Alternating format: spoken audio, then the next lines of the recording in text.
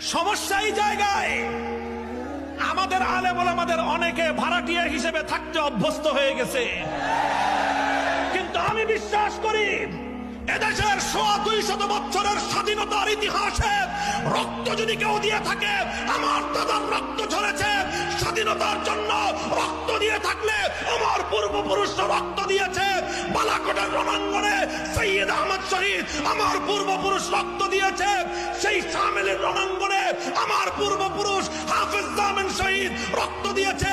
সিপাহী বিদ্রোহে আমার পূর্বপুরুষ রক্ত দিয়েছে।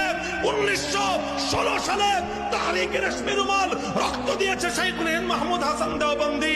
কারাগারে বন্দী হয়েছে আমার পূর্বপুরুষ শাইখুল ইসলাম হোসেন আহমদ মাদানী।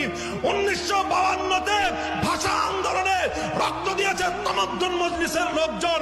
1954 সালে যুক্তফ্রন্ট গঠন করেছে আমার